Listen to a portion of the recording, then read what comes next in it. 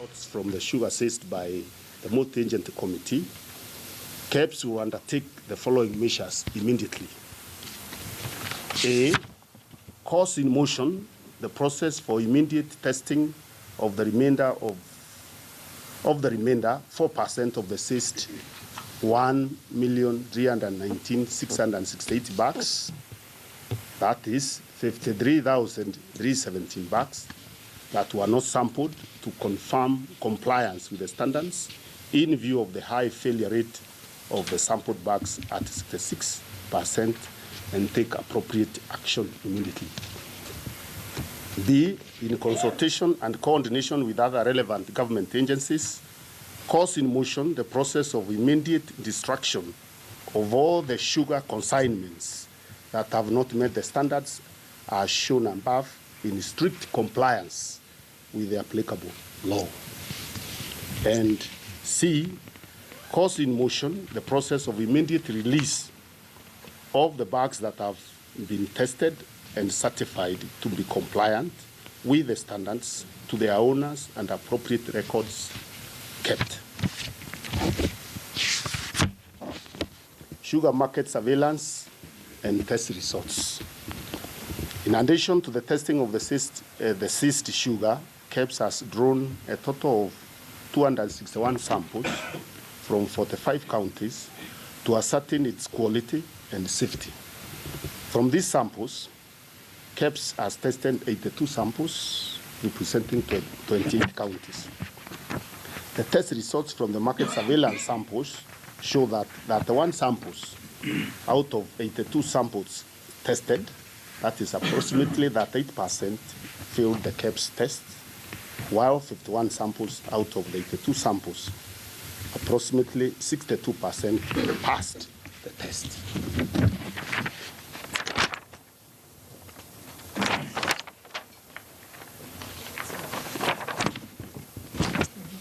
Decision on market surveillance test results.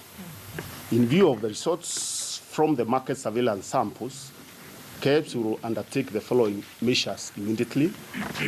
A, expediting the testing of the other 147 samples taken but not tested, and inform the public on the outcome of the tests accordingly, and maintain market surveillance activity, and proactively and expeditiously deal with all sugar in the market that does not conform with the KEBS standards strictly in the manner prescribed by law. Test results for industrial sugar. The multi-agency committee has also seized a total of 7,750 tons of industrial sugar, that is white refined sugar. The KEBS has already released to owners 3,550 tons of this consignment upon confirmation of compliance with the standards. The remainder, 4,200 tons, are awaiting the results, the test results, and will also be dealt in the same manner in accordance with the law. Decision on industrial sugar. In view of the above, KEBS results on industrial sugar seized by multi-agency committee, KEBS will undertake the following measures as a matter of urgency. A, fast-track the testing of the 4,200 tons to confirm compliance with the standard. And B, cause in motion a process of immediate release of industrial sugar that pass the test to the owners and appropriate records kept. Test results on edible oils. KEBS is holding at the port 40 consignments of edible oils that were suspected to have entered the country without meeting the applicable standards. And KEBS has undertaken tests on the consignments held, and the results show that 25 consignments failed the KEBS quality tests with respect to vitamin A. KEBS have carried out market surveillance and testing of edible oils and found them compliant. decision on the test results for edible oils held by KEBS. In view of the above, KEBS results will, with respect to the held edible oil consignments, KEBS will, in collaboration with other relevant government agencies, cause in motion the process of immediate destruction of all consignments of edible oils that have failed the KEBS quality tests in strict compliance with the law at owner's costs or be reshipped back to the country of origin. The matter of import standardization mark, ISM. In accordance Section 10 of the Standards Act, Cap 496 laws of Kenya, KEBS carries out inspection of imported goods at the country of origin and issues a certificate of conformity for goods that comply with Kenyan standards. The inspected goods are issued with a specified distinct mark known as Import Standardization Mark, ISM, to be applied on the imported products that comply with the requirements of the relevant Kenya standard or approved specification. As a result of the ongoing investigations on the secured ISM and suspension of its printing, KEBS management and National Standards Council, in consultation with stakeholders, including Kenya Association of Manufacturers, KEBSA, and the Chamber of Commerce, KEBS has instituted the following interim measures to mitigate presence of substandard goods in the market and support the fight against illicit trade. A 100% joint verification of goods on certain high-risk consignments, especially consolidated goods consignments that have been the main avenue for substandard goods. B, enhanced market surveillance to remove any substandard goods that manage to enter the market. And C, subjecting product categorized as high risk to mandatory testing before release. In addition to the above, KEBS has, in consultation with stakeholders, issued a provisional ISM bearing UCR, that is unique consignment reference number, as an interim measure to build confidence to consumers on important products that have impact on health, safety, and the environment, as well as facilitate trade by enabling placement of the goods in the market. KEBS will issue the provisional ISM on receipt of an application form available on KEBS website, accompanied by copies of the certificate of conformity. Upon receipt, KEBS will issue the new ISM logo with a unique consignment reference number for the consignment. We wish to inform importers that A, the interim ISM will be issued free of charge. B, importers should stop paying for ISM stickers until further notice. And C, the new logo will be issued in PDF format and forwarded to the applicants through email. D, importers will print for themselves the issued ISM logo and stick to the products imported with a particular COC UCR number. And E, the interim ISM will be applicable until further notice. Consumers can verify the interim ISM as follows. ISM format. We will give you the details we will release to you. This is how the provisional logo will look like.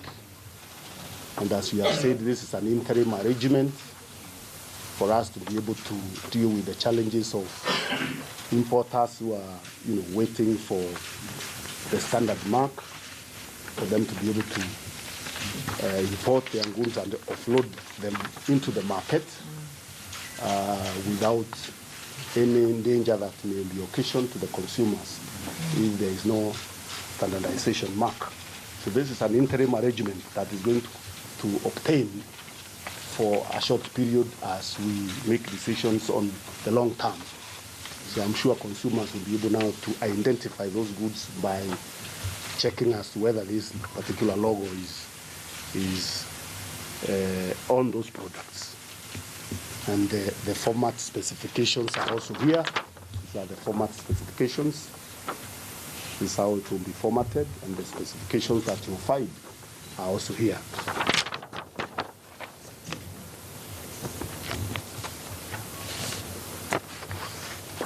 In conclusion, therefore, I wish to state as follows.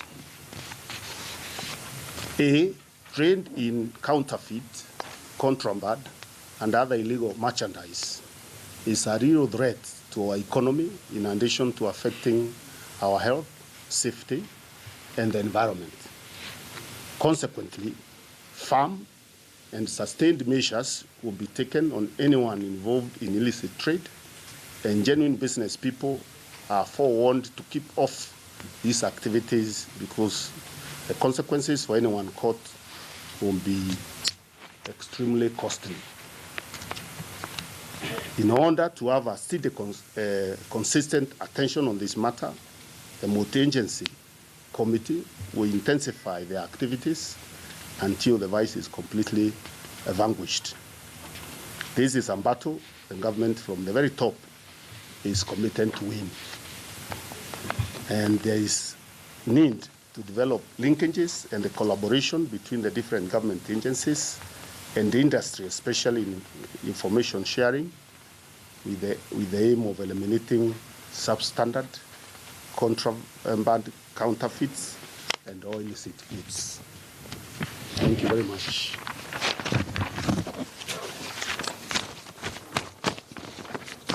So that is the statement, unless somebody has a question, a clarification. Hi, my name is Carol from KTC. Yes. Can you confirm, given the numbers that you have done, can you confirm the sugar that Kenyans are taking or they're consuming right now from the shelves? Is it? Can Well, you confirm? From the resorts that have been done,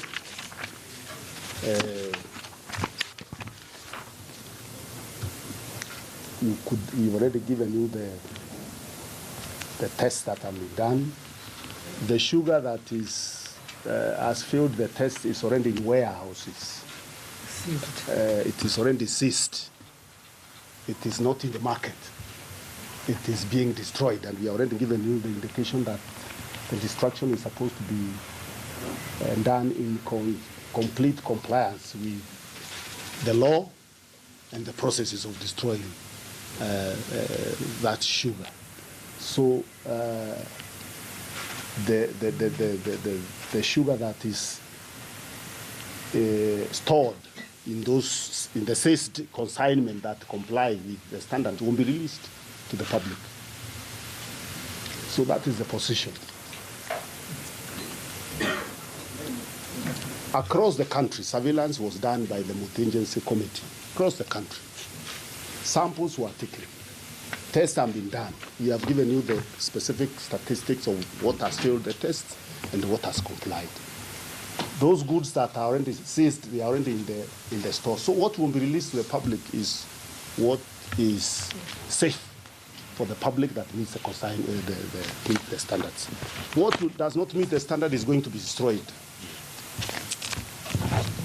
Maybe what led to the test, especially for sugar, with part of mercury, copper, and what was contained, the contents of that sugar that led to the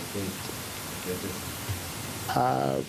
If you've been following this issue closely, you realize that there was over-importation of sugar when, importation of huge quantities of sugar Reason being that government at that time, the decision was instead of giving preferences to any specific importers, a window was provided for anybody who is able to import at that time to import. I think this was not a good decision because there was over-importation. And those who imported the sugar after bringing it in, those are the traders, did poor handling of what was imported, storing it in wrong places where, warehouses that are not fit for storage. Some of the importers who imported for processing of this sugar did not go to process the sugar, again storing them in circumstances that are not fit for storing sugar that is supposed to be processed. And this is what the committee was able to get, do sting operations across the country and get intelligence on where this sugar is stored. I was able to seize the sugar, and that is what I've now given you, the results of the tests on this sugar. And I've told you most of it. I've given you the specific statistics on what has met the standard and what has not met the standard. And what has not met the standard is going to be destroyed. And the main standard that is not met actually is moisture content because of poor storage. So it's not mercury and copper. Most of it is poor handling because of poor storage. But we have said all of it, it's 96%. Yeah. It's 96% of the sugar seized. Actually, 66% of the sugar will be destroyed because it's not fit for human consumption. But it is safe because it is in the warehouses that are already protected, that are sealed by the committee that has been doing the operations. And we have therefore already given instructions to immediately destroy that sugar and make sure that it does not find its way into the market. Maybe one final one for you. The newly appointed Trade and Industrialization Cabinet Secretary Peter Munya there addressing members of the press on issues surrounding their